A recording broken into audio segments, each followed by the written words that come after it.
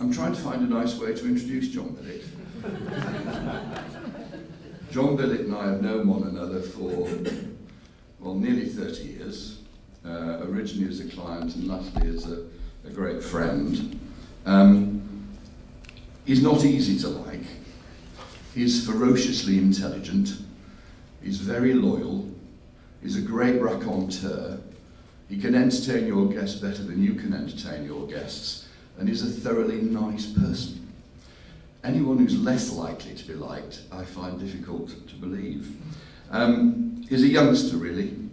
49 years ago, when he began in media, he, like me, joined the old firm of Unilever, and actually really saw both sides of the fence, I think, actually, at that stage, how brands behaved, and also how media companies behaved as well. He went on to be appointed media director of two of the major agencies at the time, Allen Brady and Marsh and Waises. And then in '81, his entrepreneurial skill really began to sort of shine through. And it's a story that anybody in the industry in the field like me know about. He started what was then a new style independent media agency, one of the very first, where it took media planning and buying away from the traditional full-service network agencies, which to me as a young person in Unilever was extraordinary. Goodness me, someone else did it. And then, having merged with Chris Ingham's CIA, actually John went to take the full business, actually as an independent business on AIM, and was CEO for a number of years. And then, really, 10 years after that, he did what many of us believe was one of the most salient changes in the media industry in the UK, and that is he started a media evaluation agency. A media evaluation and auditing agency, which became, as we all know, Billett's. Billett's became both the hallmark of effective media buying and media effectiveness, and terrorised most of the media agencies that I came across, and advertising agencies, for at least 15 years. Getting a good billeting became a bit of a sort of standby, certainly amongst the advertisers, and we effectively loved him to bits. Well, after that introduction, I can hardly wait to hear what I'm going to talk about. That was very kind of you, Andrew. That was, without doubt, of all the many introductions that I've had, that was, without any doubt, the most recent. The agencies have become the media owners. It was with a sense of enthusiasm and a great feeling of honour when Andrew, a long-standing friend of contact, asked me to present this lecture. And I was delighted to accept. As you've heard, he's been a most valued customer of my business, and he's paid me money. Not a lot, but small but beautifully formed, I think is the best description. So I guess this is Andrew getting his own back as I appear before you tonight completely free of charge. And I think you'll find I'm worth every penny. Andrew gave me the sort of concise and specific brief, which was, you can speak about anything you like, which I thought was really good. And then he went on, he said, make it topical, interesting, and challenging. And that was perhaps the more difficult one. I've never shied away from the opportunity to challenge existing operations, as Andrew kindly said, especially when it lets down people in terms of getting returns on their money. And my previous business was never designed to make enemies. We helped advertisers, we upset a few agencies, but that was an acceptable price to pay. Tonight I want to update you on these major trends and changes taking place in the trading of media. And I'm going to suggest that too many advertisers are currently being financially and operationally disadvantaged by being just not fully aware, in some cases just disinterested about the way in which their marketing resources are being spent. And I'll conclude, I hope, on a positive note with some observations and recommendations on the actions you can take to protect your best interests.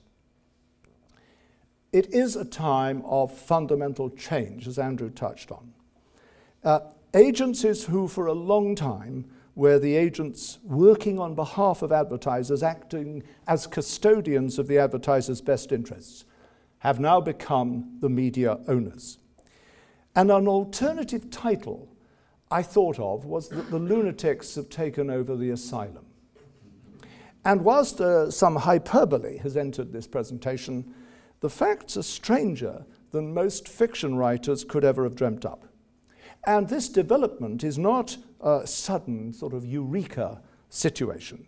It's gradually emerged and developed over some 15 years, but only recently has the matter reached such proportions that it's difficult to see how they can be reversed. I'll attempt, as I said, to identify the trends, chart the evolution and changing nature of media trading between advertisers, agencies, and media vendors. And I'll pick up on the radical implications for future media buying and selling. Now, it would be quite useful if I just concentrated on the future and didn't spend too much time charting the history of how we got to where we are. But on reflection in preparing these notes, I thought some brief historical perspective would be useful. So we'll start with the advertising agency and 15% media owner commission. Ladies and gentlemen, it's hard to imagine, but the very first advertising agents were just media buyers, regulated by the media owners to act on advertisers' behalf just to buy the space. And the astute media buyers realized they could make a lot more money by offering to create the ads and fill the space. And this evolution brought about the birth of the full-service advertising agency, which has now, of course, gone completely full circle. The agency's financial probity and professional expertise was assessed, and when satisfactory, they were rewarded by a payment of a 15% discount for their services by the media owners. The media owners preferred to deal with a number of agencies acting on behalf of several advertisers, both to reduce the number of contact points and to regulate and operate common professional standards. And trade bodies developed, of which the Institute of Practitioners in Advertising, the IPA, and the Newspaper Publishers Association, NPA, are two of many. And armed with that ability to buy and trade media space, the media buyers added the new service, and the full-service advertising agency was born. And a significant feature of trading was this common commission of 15% to the agencies, and for those media owners offering a reduced commission, usually 10%, the agency would gross up the prices so that all media were purchased at the same compensation. So for the mathematicians among you, 15% deducted from the gross price equates to 17.65% added on to the net price. So in theory, the agency was able to offer completely independent and objective advice to their advertiser client because the revenue was independent of the media chosen. And this practice was enshrined in working procedures that made it impossible for any agency to rebate part of that commission under the threat of breaching the recognition code and thereby being debarred from earning those commissions, which would therefore put them out of business. Well, it didn't last. The first breach of the 15% commission, breaching the cozy, almost cartel arrangement, came from the posters, the outdoor industry.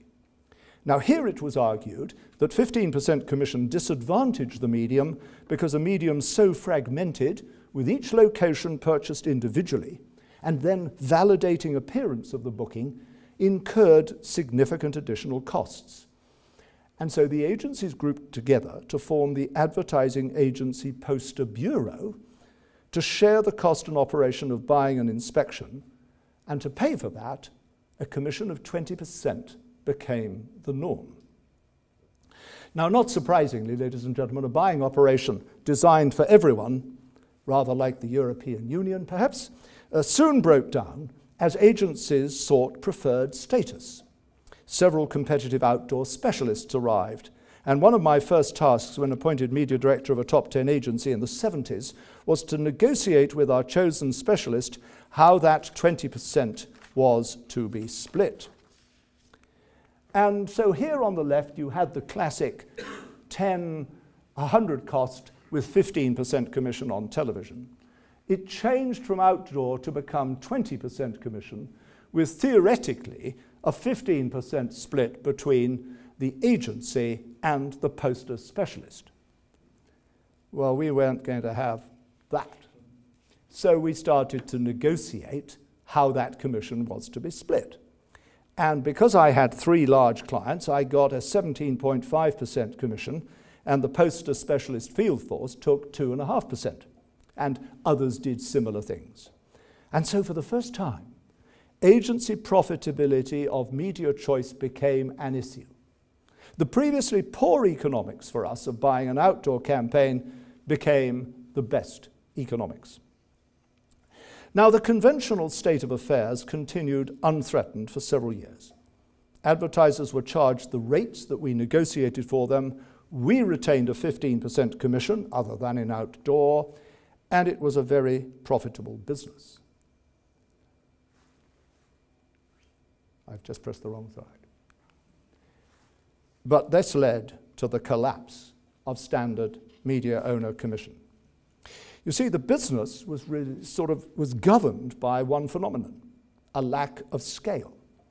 A large number of limited scale advertising agencies, many diverse media owners, a wealth of competitive advertisers working on the placement of paid for advertising at a time when alternative marketing opportunities were few and far between. But the period from the mid-70s to mid-80s brought about the sea changes that destroyed the status quo. And the common thread that permeated this whole operation was that word I touched on a moment ago, scale. Here's a few examples. The first was that resale price maintenance was abandoned as a government policy. Advertisers were able to offer different prices for their goods to different retailers and different prices to the consumer. Price promotions became a stable part of marketing armory. Retail consolidation began in earnest. Names of major retailers, here's a memory lane for us all, Fine Fair, International, Gateway, Safeway, and many others were swallowed up. Advertisers for whom distribution and shelf visibility had been theirs to administer found themselves in complex negotiations just for brand survival. Secondary and tertiary brands came under threat from delisting. Real, distinctive brand differences became ever more illusory, and manufacturers and providers of services experienced mergers and acquisition on an accelerating scale. The media owners experienced their own challenges. Consolidation of brands came together. The Sun, the News of the World, the Times, Sunday Times became owned by Rupert Murdoch. In fact, it's often forgotten, for all of the criticisms of Rupert Murdoch, and here we're completely off the agenda for this talk, that Rupert Murdoch saved British media. He saved the Sun, he saved the Times, he saved Sunday Times, and he completely solved the government's mess of British satellite broadcasting and the square reel, which was going bankrupt and going nowhere. And out of his own pockets, he created Sky, which then merged with British satellite broadcasting to form Sky B. So whatever your thoughts about Rupert Murdoch as a man, as a business operator, we have a hell of a lot to thank him for. And of course, he took on the unions and created Wapping, which has now been turned into flats.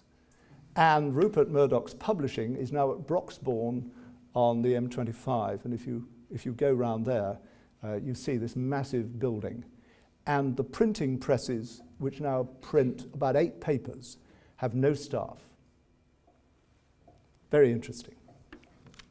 I've digressed, but I hope you found that interesting.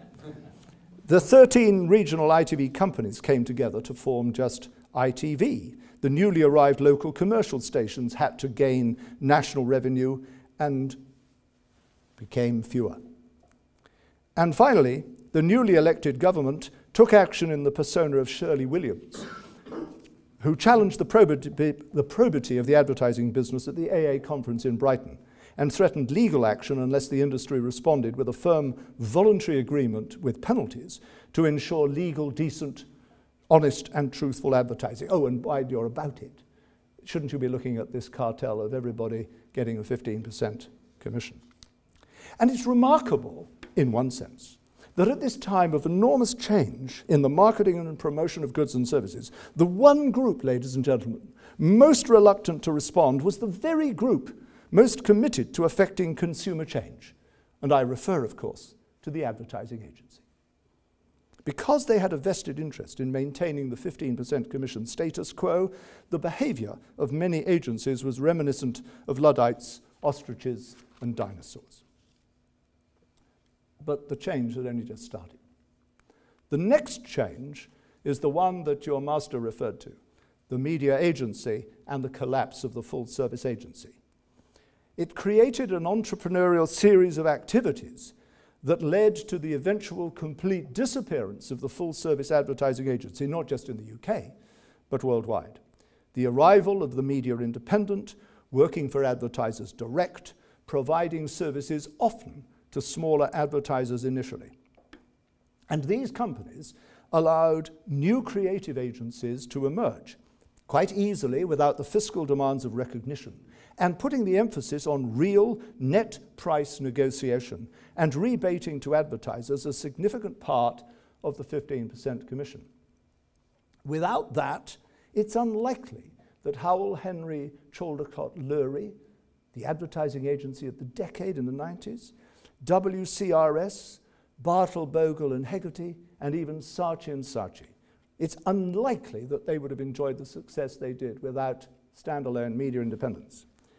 The significant fights we had for recognition and commission won the day in the face of fierce opposition from the full-service advertising agencies, who ostracized us. I still have the letter on the day I started my media independent company from the IPA telling me that I had been expelled from membership.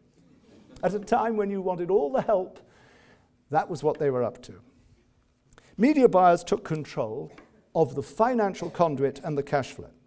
They attracted an increasing number and scale of dynamic advertisers, and for the first time brought about the media agency deal. In exchange for a combination of volume and share commitments, the buyer was allowed preferential terms and was free to decide among whom, what, and how these benefits were to be enjoyed. Entrepreneurs like Chris Ingram, John Ayling, Paul Green, Mike Loveday, Alan Rich, and others created successful, long-lasting businesses specializing in media planning and buying, closely followed by the decision by top 10 advertising agency media directors to do the same. And Mike Yershin and myself were two high-profile operators to do that. And faced with the loss of business, guess what happened?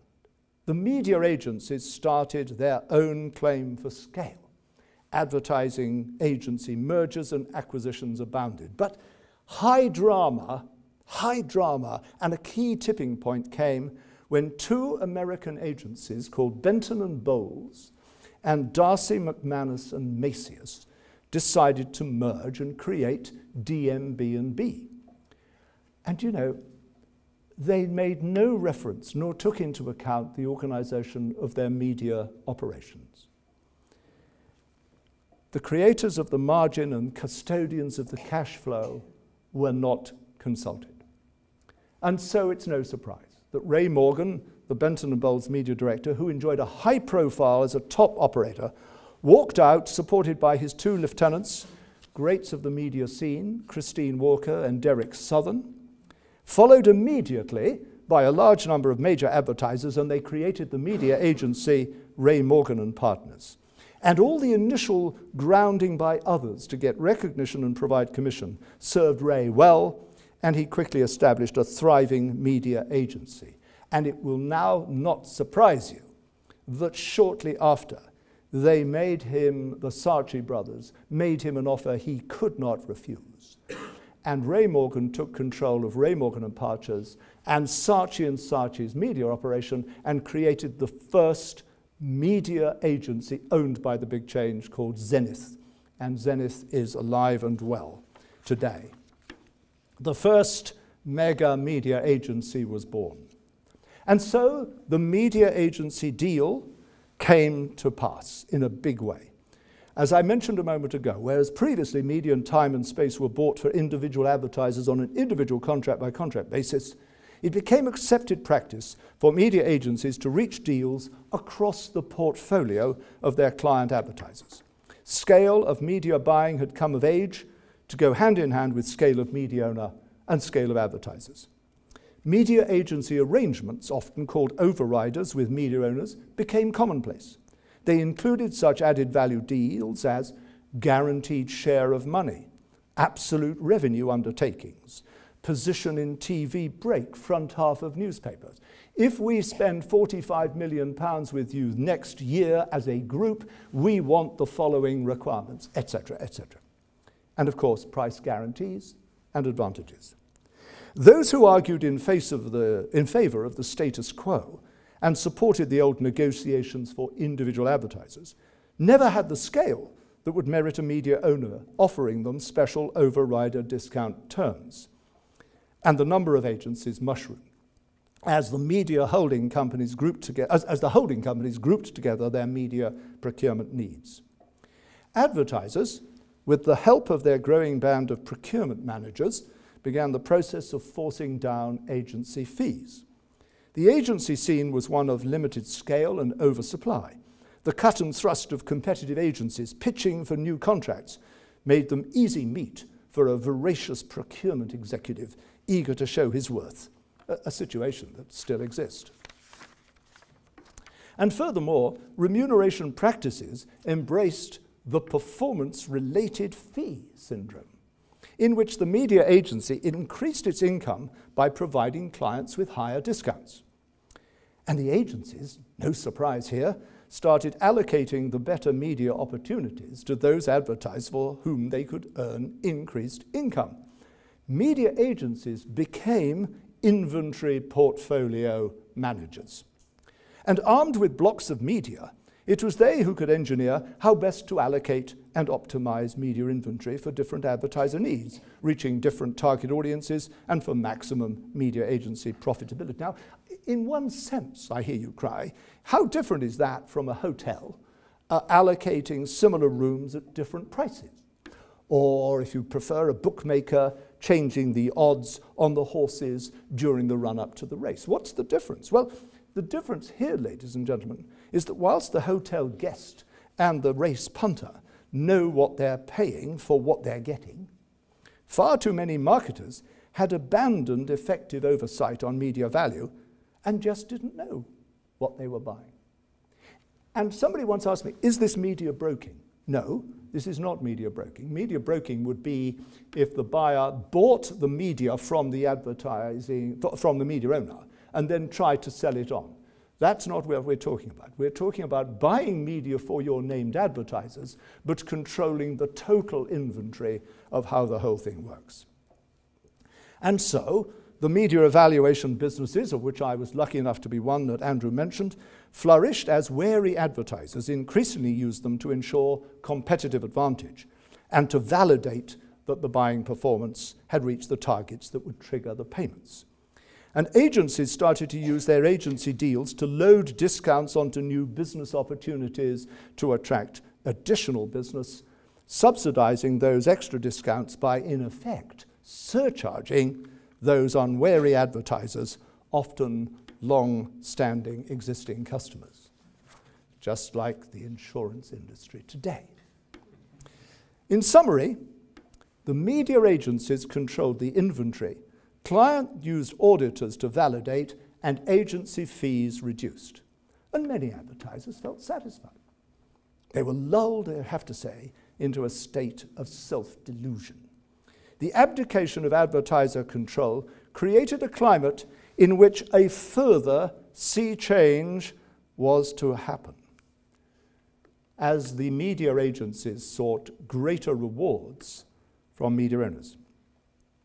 Faced with declining fees from their advertiser customers, the media agencies understandably turned their attention to the media owners as sources of additional income. Not content with becoming portfolio managers of media owners' inventory, the media agencies engineered a fundamental change in relationships. It's been argued that if advertisers had not forced down agency fees to unsustainable level, agencies would have had less need to resort to the media to substitute the lost revenue. Indeed, the source of current difficulties for advertisers could be most correctly described as self-inflicted. Media owners, faced with the double whammy of intense audience fragmentation and falling entry costs for new media as digital communication started to get hold, found it increasingly difficult to staff, train, and retain quality sales executives. And furthermore, they could not justify the costs of operating such significant sales overhead. And so the grouping of shared inventory, such as all of ITV, or Hearst Publications, or Global Radio, just to mention 3 companies among many, was a response that increasingly moved media selling away from opportunity-specific options into commodity trading. The media owners increasingly looked towards the media agencies for those selling skills. The media owners began to find contact with senior marketers increasingly difficult as marketers' business pressures took priority over how advertising budgets were allocated. Faced with major scale players as media buyers and finding themselves less able to represent individual media opportunities, the vendors came to rely on the media agencies to do their work for them. Now, of course, the media agencies were enthusiastic about this to take on additional inventory management roles, and in exchange, demanded service fees for their labors from the media owners. The net result has been a significant increase in revenue for media agencies, many now part of international public companies. The media agencies now find themselves in a wholly changed environment.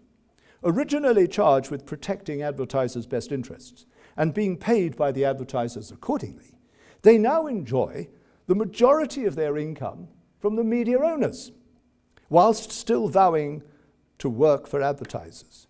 And they now bring to the media owners even more new opportunities because they have now become the media owners. A phenomenon that's not peculiar to the UK, the media agency is now a worldwide success story.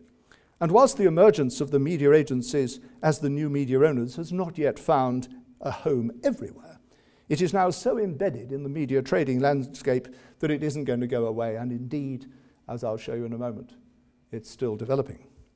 The pace of change and the scale of offering has come as a surprise to many in the business, and that's an example of how easily advertisers have become detached from the reality of how their money has spent. The authoritative independent source RECMA, in their study across 62 countries in 2013, revealed that over 89% of all advertising dollars are accounted for by only 15 media buyers, the highest level of concentration that we've ever seen. And here they are, well-known names to the advertising business: Starcom, OMD, Zenith Optimedia, the Zenith that Ray Morgan and Saatchi created, Mindshare, Karat, Mediacom, MEC, UM, Havas, Initiative, PhD, Maxis, Visium, Dentsu, and BPN. Nearly 90% by 15 companies. That is real scale. But if you thought that was of concern, come to terms with the fact that almost all of these supposedly standalone media agencies are owned by just 6 holding companies. 90% of media buying in the major 62 countries in the world goes through 6 operations. The major publicly quoted companies have all established major and massively centrally operated media holding companies to handle all of their overrider negotiations with the media. And not surprisingly, these media agencies, as part of PLCs, are the most attractive gold dust ingredient in those companies' profitability. And here they are. The largest is WPP, with its business called Group M, which is handling 28% of all media trading in 62 countries in the world. The second largest is Publicis, with its Viva Key at 22%, Omnicom, which has actually two, but it's really one. Under OMD, there's a company, a grouping called Opera there. Dentsu with Aegis. I don't know if you saw it today, but the Dentsu results, just published today, show that the gold in there is Aegis. This is the biggest Japanese operation in the world, and Aegis is the most profitable part of it. Interpublic with Media Brands, and you know, at 5%, you'd think it was small, but 5% of world advertising is a hell of a lot of money. And responsibility for media negotiations, ladies and gentlemen, no longer resides with the media buyer working for an individual advertiser. The media buyer has just become a clerical administrator, almost certainly without any knowledge of the true prices negotiated with the media owners. Responsibility for the negotiations on behalf of their individual advertisers, you see, has now passed from the individual media agency with whom the advertiser has contracted. They may well be organized to negotiate, but this won't now be with the media owners. The media agency negotiations are now with their own media holding company. I don't want to get into individual names, so just see what I'm saying as an illustration. Mindshare has to negotiate with Group M in order to secure the advantageous media terms that its colleague agency, Mediacom, may not be able to get. And where in that is the media owner? The media agency negotiations are now with the media holding company who have contracted the overall deal with the media owner and who in effect control the allocation of the inventory. 6 media holding companies, most of whom are larger and more influential in media trading than any media owner, now determine who gets what, where, and at what price. The media agency has indeed become the media owner when we talk about trading media. But come to terms with that. And just when you thought it was safe to get back in the water, the situation evolves. Because the media audit, which I helped develop for some many years, doesn't work anymore. The media auditing system worked brilliantly for decades, certainly for many, based on 2 fundamental and unambiguous principles. First, advertisers with common objectives, whether by season, geography, target audience, media choice, handling the information on a wholly unattributable and confidential basis, were grouped together. The industry was able to generate normative pooled data of a reliable nature, covering not only prices paid, but more qualitative matters such as targeting, channel choice, ad positioning. And this data provided solid benchmarks of competitive sets against which the individual client advertiser could compare and contrast performance. And secondly, the prices paid by the agency on behalf of the advertisers were validated by extracting these from the agency's booking system, which generated the invoice, and then cross-checking these prices with the advertiser's bought ledger. And that allowed us to identify any variations and demand explanations. The normative pricing and value data provided by the authors were rarely questioned. And there is a parallel here between the FTSE 100. Nobody questions the validity of the FTSE 100. They might say, well, we bought a little cheaper, we bought a little more expensive. But the FTSE 100 index is and was valid. The media auditor's data was valid. And sadly, that operation is now held below the waterline, and current auditing is sinking. And that's because today, very few advertisers adopt the same straightforward objectives. There are now more ways of spending money in a wider variety of conduits, and the notion of mass homogeneity is nonsense. And years ago, we could talk about the average because the spread around 100 was like 90 to 110. So the average is meaningful. Well, today, from where I stand and what I look at, I see spread for the same inventory easily and often 75 to 125. So what is the average in a situation like that? It's a bit like the statistician who drowned in a pond that was 3 inches deep on average. But these limitations, ladies and gentlemen, fade into insignificance when the pricing matrix is busted. The gross prices paid by the advertisers continue to pass through the media agencies' books, and these are only occasionally validated. But it's evidently clear that today most advertisers never see any media owner invoices submitted to their media agency. They're rarely requested, even on an ad hoc or sample basis, and when they are, most media agencies decline to offer them. But you see, in these days of the media agencies' deals, these further discounts and overrider payments don't even enter the media trading systems. Such payments are excluded from the audited transactions. These fees are invoiced separately and in unrelated ways, sometimes in these international trading times, invoiced in different countries. And I know a little bit about this because after selling Billett, I had the pleasure of working for a number of media owners and was able to participate in some of those negotiations. The result of this is artificially inflated audit benchmark prices. The price norms from a basket of advertisers are no longer a true reflection of the net prices paid. And this explains, you see, why it's now impossible to get a bad audit result. It serves to explain why media agencies continue to get paid significantly large performance-related fees. Because, you see, if the price norm is artificially high, it's a lot easier to beat it. And so now poor buying can now be measured as good.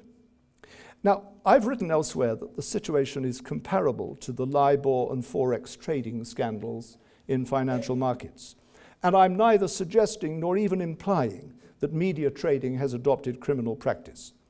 But we do observe that the evaluation of media trading is now wide open to abuse. And should some parties choose to operate what could be construed as fraudulent practices, the current systems make that disguise easy. But even this is far from the endgame. The fat lady has not yet sung, because we are now moving into a completely different world of digital, a revolution, an evolution, a revolution. I think it's both. It was initially seen as more than just an extension, an update of analog media. You know, how wrong we were. Many operators steeped in traditional media as spot TV, newspaper space, radio, commercial, outdoor sites, maintained their media trading procedures and carried on as if nothing other than a speeding up of the process had happened. Well, digital advertising is now a massive business.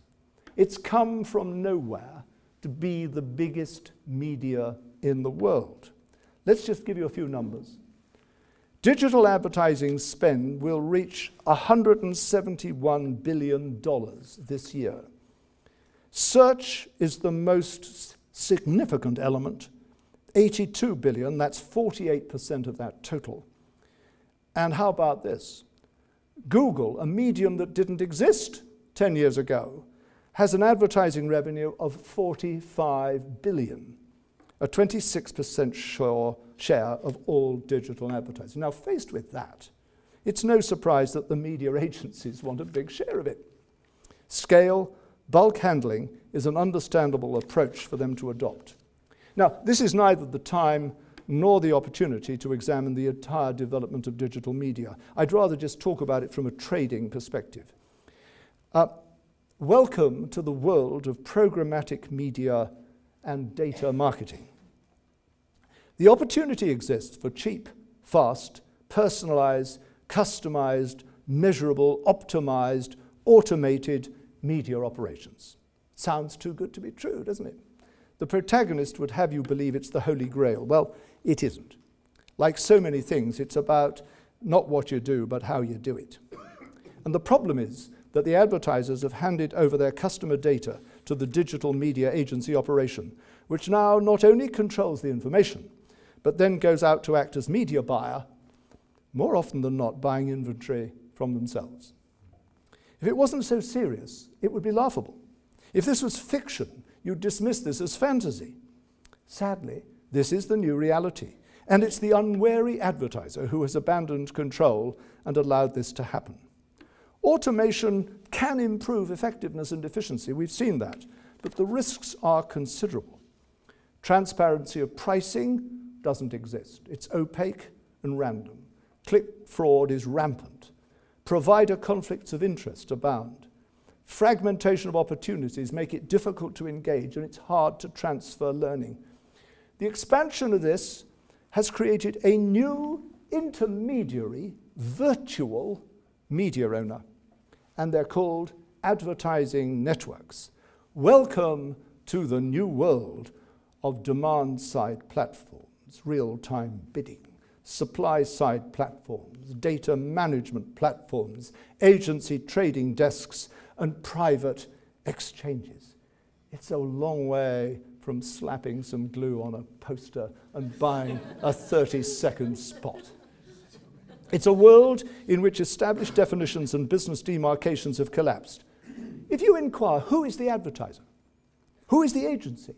Who is the media owner? Attempt to establish some rigor to pricing.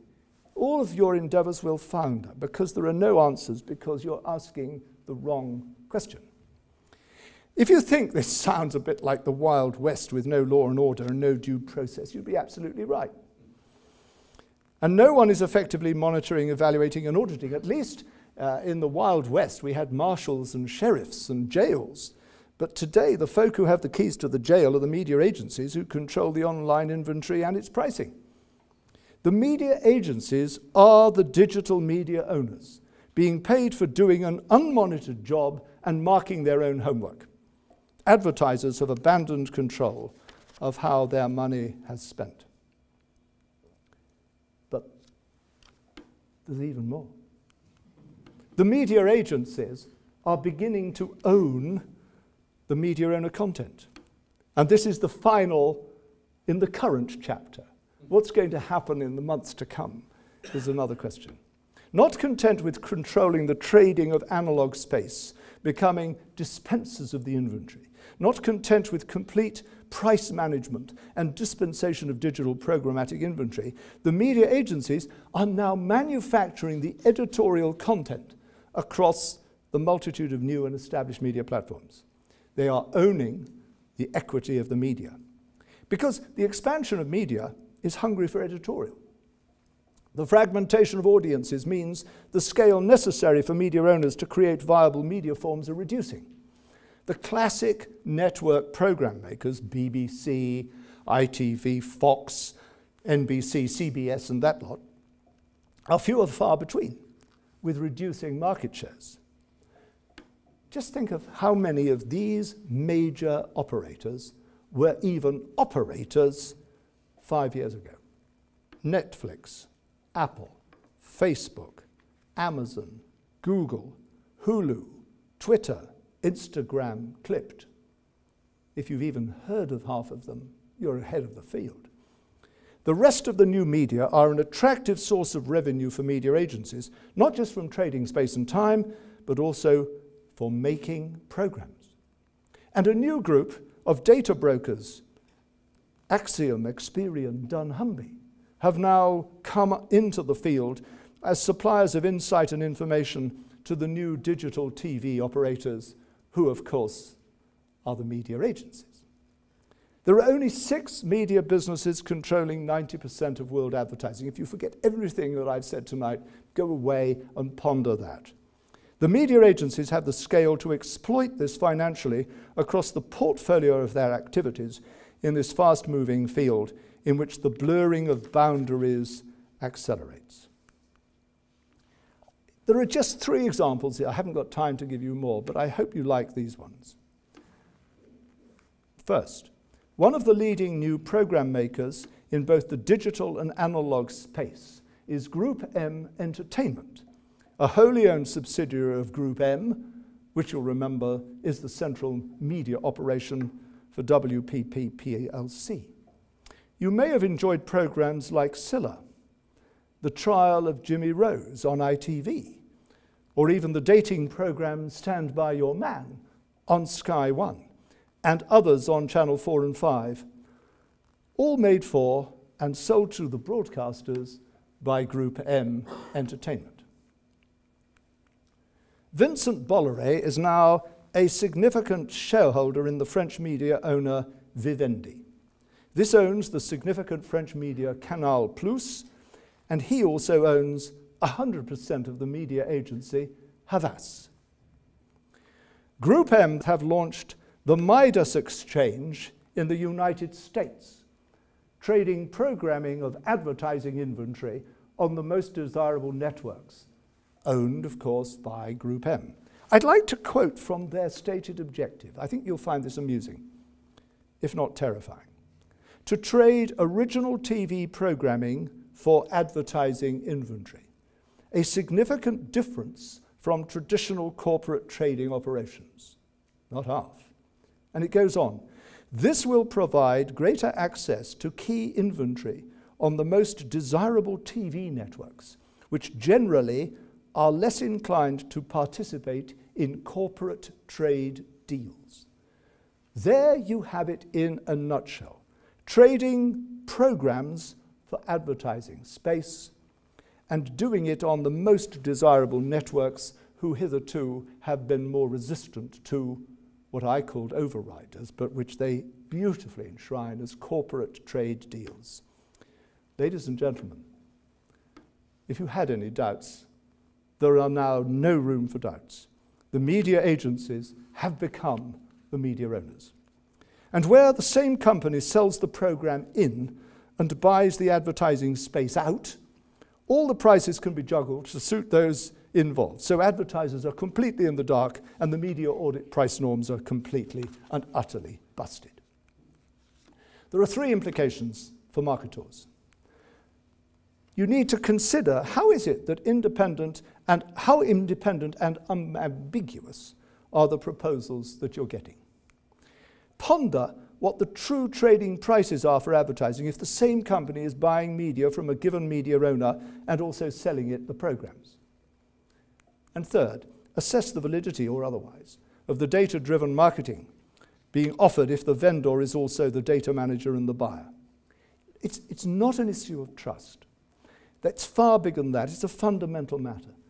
The word transparency applied to media trading gets mouthed but not acted upon. Bit of fancy here. But if it was revealed that Sepp Blatter and Bernie Ecclestone and their acolytes are alive and well and working in the media business, I wouldn't be at all surprised. Now, help is at hand. Following an expose of suspect trading practices delivered at their national conference by an inside whistleblower who had recently moved on from one of the US media trading agencies, the US Association of National Advertisers, the ANA, have launched a major independent investigation. Preparing a comprehensive brief for which 30 organizations responded and for which our ID Comms operation was shortlisted, but we were one of the 29 that didn't win it, the ANA have selected a commercial fraud and bribery investigator, K2, the guys who formed Kroll originally, to undertake a comprehensive forensic audit of practices. The goal is to establish the extent to which advertisers' best interests may be compromised. Now, we are enthusiastic supporters of this forensic approach, and we hope that this may give us insight and lead to changes in practice in a time frame shorter than the Chilcot inquiry. But in the meantime, there are some immediate actions as I conclude this lecture. At this time of change, it's understandable if marketers are uncertain about what action they can take to protect their best interests. After all, the size and scale of any single advertiser is tiny in comparison to the media agencies. And over the years, there's been a gradual erosion, almost a drip-feed reduction in advertiser management. Matters have reached a head of steam where advertisers have now relinquished control. But it is the advertiser who controls the purse strings. And now is the time to use that authority. I want to leave you with 3 action points that I think will deliver immediate results. First, start taking seriously the organization, decision-taking, and monitoring of your marketing spend. Advertisers must take back control. No longer can marketers leave this to procurement, who have demonstrably failed to protect companies' best interests. You have to appoint an in-house expert in governance.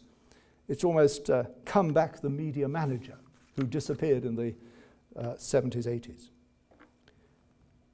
Second, No longer rely on your contract with your media agency to protect your best interests, because they no longer control your inventory. You must have a contract with their media holding company. And third, establish who are your top 10, or even 15 if you wish, media and technology vendors, whether analog or digital, and build direct contact and relationships with them. And it's quite staggering to me to realize that most advertisers do not know their vendors. Negotiate your overrider contracts with the media, who will welcome and you will enjoy preferential service. For too long, marketers have been lulled into a false sense of security about their media trading, which has allowed media agencies a free hand to operate in their own best interests. Advertisers have to regain control over the way their own money is spent. For too long, media agencies have demonstrated that whilst power corrupts, absolute power corrupts absolutely. If you act in an unacceptable way, but no one finds that unacceptable, you are free to carry on as though this is an acceptable way to behave. Well, I don't know about you, but Andrew referred to my many years in this business. I don't want this business I love to go the way of Volkswagen. I don't want it to have a Libor scandal. We must not be a FIFA. Alistair Heath, the city editor, writing recently in the Daily Telegraph, observed as follows.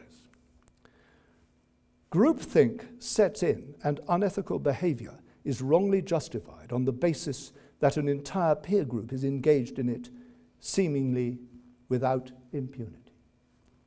And he went on to say, the rotten norms are eventually exposed to great outcry, and those deluded souls who thought they were merely doing what was expected of them suddenly realized they were behaving in an unacceptable way or even breaking the law.